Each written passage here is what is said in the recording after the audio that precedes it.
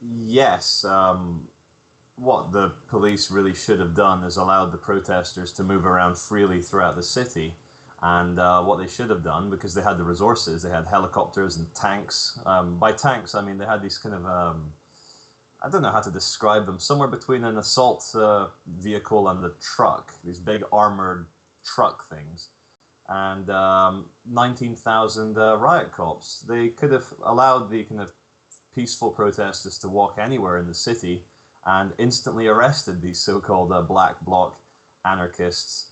So, yeah, it's just. But what I could see, James, what was very apparent to Dan Dix and myself was that it seemed to be they were using the Toronto G20 protests as a militarized police training drill to deal with an urban fallout situation after maybe a second economic collapse, or after a false flag released flu where civil society breaks down. So it did very much seem that we were part of some sort of military army training taking place in a central city, because Dan Dix and I were actually part of that. It was actually at Queen and Spadina, where they did the kind of blocking off of the protesters. It was like, men, women, children, dogs, parrots, anyone they could corral into this small street. We were part of that protest, and luckily we had to break off from that to appear on the Alex Jones show.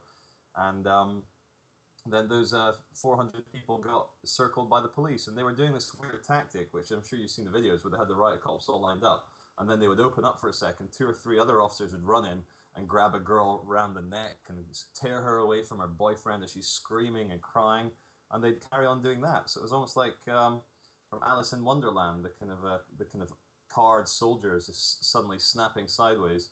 A few thugs would run in and grab people, and the fact that I was kept in a massive black warehouse with industrialized strip lighting in cages, and all I could see was endless rows of cages as far as the eye could almost see in this big American football stadium-sized warehouse. It was a protester processing center, the PPC, and the very fact that they have a center exclusively to deal with protesters is a scary, scary watershed that we've passed now.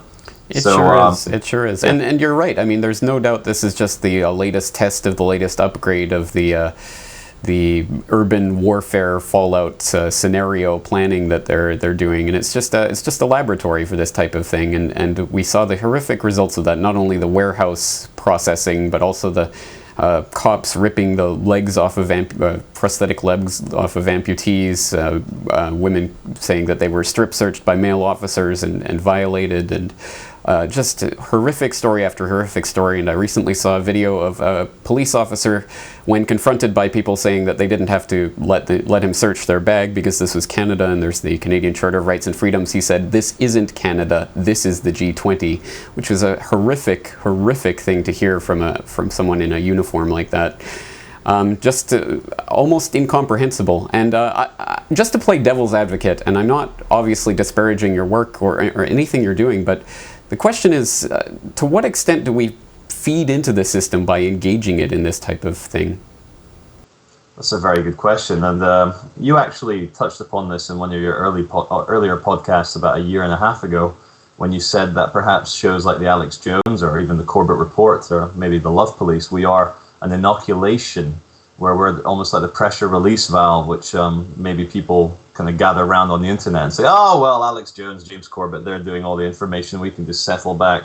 So I'm very I resonate strongly with the idea of total resistance, and I need to face a very difficult choice in the near future, because if I were to send a lawyer or turn up to the Toronto courts at the appointed dates, it would be in a way consenting to their invitation to be tried by a system which I believe has been fully compromised by the dark forces, of we shall call them the Illuminati, or the corporate scumbags which run this world. So I worry. I was once called a court jester, sucking the New World Order's COCK, which was interesting. And some other people say it's a distraction to have people running around protesting when there's other real issues at stake. So it's a very, very good and pertinent question, James, that you ask, is how much are we playing into their system? Between doing what I do and moving to the highlands in Colombia to train with the Fuerzas Armadas Revolucionarias de Colombia, the FARC, this is all I can think of right now. But if, let's say, hypothetically, I do not recognize the authority of the Canadian courts over me, and there is an attempt to extradite me because Canada and Britain are, close partners in the Commonwealth, I would have to make a decision to disappear and go underground and live my life as a fugitive. Hopefully, it will not come to that because I believe this is just a show trial and insanity. But let me ask the question back at you, James. How much are we playing into the parts of this disgusting system which brutalizes hundreds of millions of innocent people?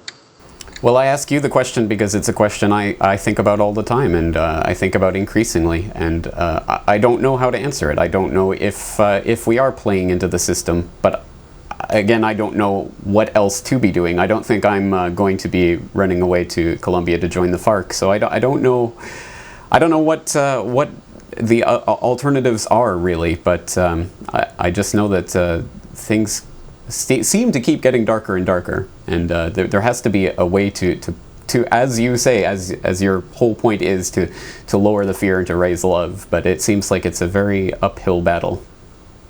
Yeah, it is an uphill battle, and a lot of people tell me that things need to get worse before they get better, and people said that my getting arrested twice in such ridiculous circumstances did help expose the illusion of police there to serve and protect. But I think maybe it does need to get a bit worse before it gets better, because for the average man and woman on the street working in an office, earning a bit of money for their pension, making their car payments, paying their mortgage, they don't want to admit there is a problem until the problem comes to them.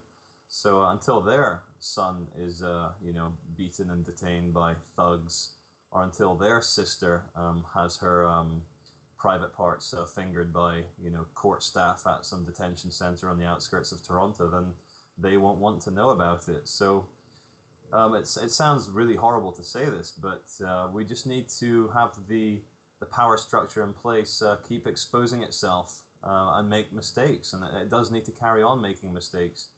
And I think it was from the film Gandhi, who said through their brutality upon us, we will show them our humanity. So I'm not a total devotee of what Gandhi advocated.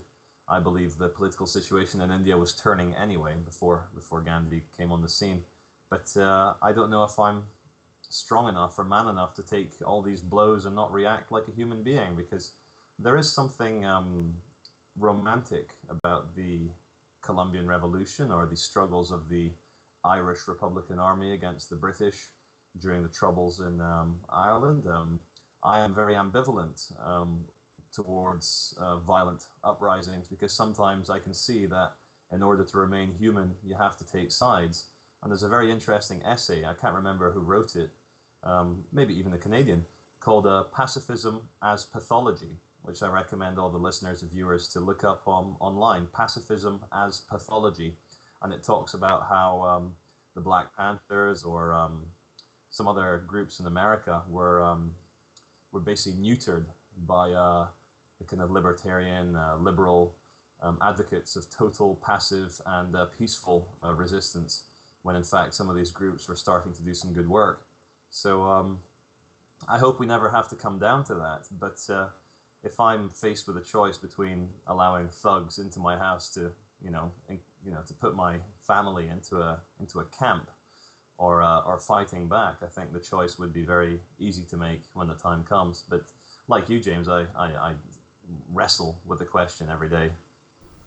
Yeah, well, these are fundamental questions, and they're not easy to answer. But just personally, I'm not on the side of violence. I don't think we're going to win through violence. I really don't think so. And I don't know if I'm right, but I just cannot advocate violence as a way of bringing peace. I just fundamentally don't think that that's right. And I don't know what the answer is. I mean, we're all just looking for these answers. But I guess, so the question is, assuming that this ridiculous show trial coming up in Ottawa or in Toronto does not, ruin you forever. I mean, how will this affect your work? How has this changed you, or how have these experiences affected your outlook?